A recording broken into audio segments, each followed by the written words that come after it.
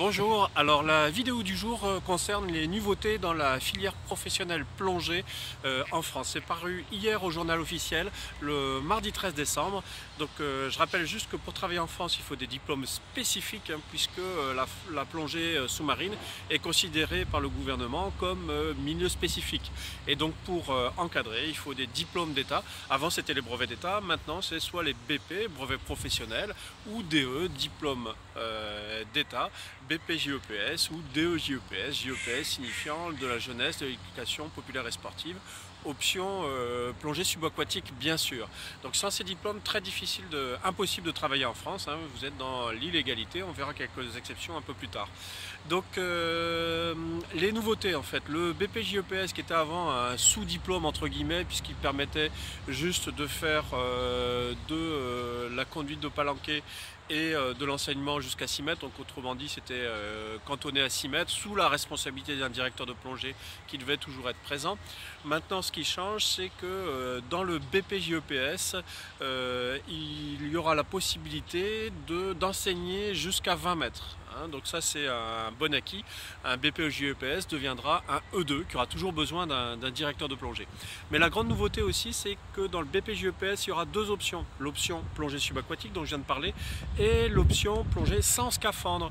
Ce qui correspond en fait à tout ce qui est les pratiques compétitives ou non d'apnée, de randonnée palmée, de nage avec palme, etc.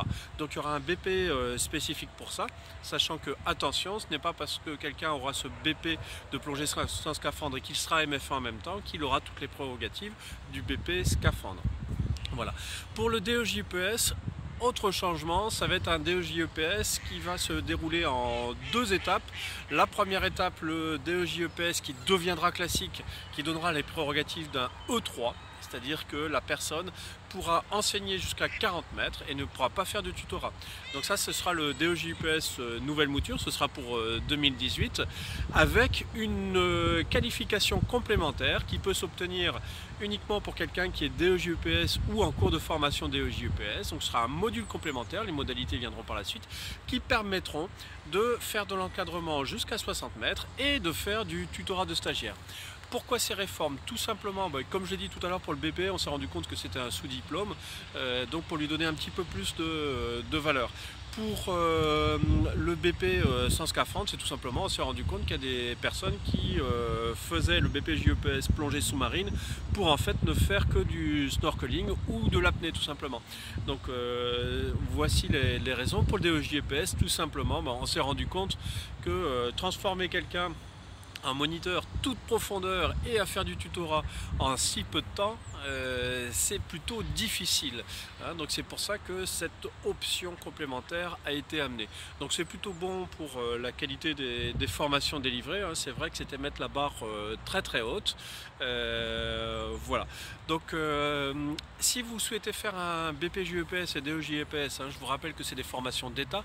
La France est le pays où l'État intervient le plus dans la pratique du sport, donc ce n'est pas fait par des écoles privées comme Aquadomia.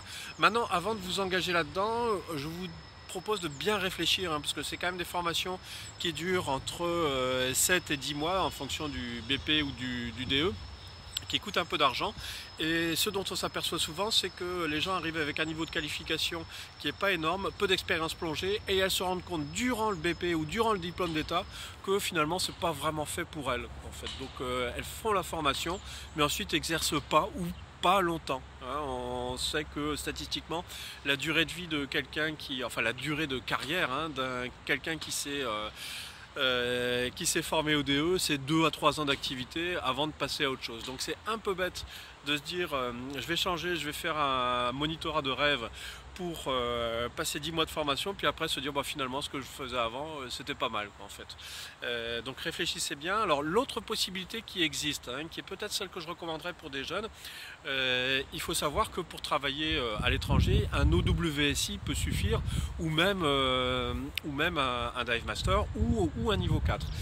Alors une des possibilités, il faut savoir qu'il y a la possibilité pour les ressortissants européens de demander l'autorisation de travailler en France. Donc si vous avez travaillé 2 ans à l'étranger en Europe, l'Europe ça peut être l'Espagne, ça peut être la Belgique, en justifiant bien sûr d'un contrat de travail et de 24 fiches de paie, vous pouvez demander de l'autorisation d'exercer en France avec les mêmes prérogatives. Donc c'est pas à négliger, hein, plutôt que de passer 10 mois en formation payante et ensuite se rendre compte qu'on ne veut pas travailler, qu'on n'a pas envie de continuer à travailler là-dedans. Ça peut être pas mal de se dire, bah, je fais d'abord un OWSI, je fais mes armes à l'étranger, et puis après je demanderai l'équivalence, si ça me plaît, pas l'équivalence, mais l'autorisation d'exercer en France, puisque ça ne vous donne pas une équivalence DE, hein, ça vous donne l'autorisation d'exercer au même titre que vous auriez pu le faire en Espagne, en Belgique, enfin dans tous les pays d'Europe. Voilà, c'est la petite astuce, c'est dommage d'en arriver là quelque part, mais ça peut être une bonne voie pour éviter de perdre son temps, hein. C'est vrai que c'est toujours dommage de voir que des gens passent leur DE, des fois financés par les régions, etc. Et puis après, soit retournent dans leur canapé, soit retournent à leur travail, soit sont dégoûtés de la plongée.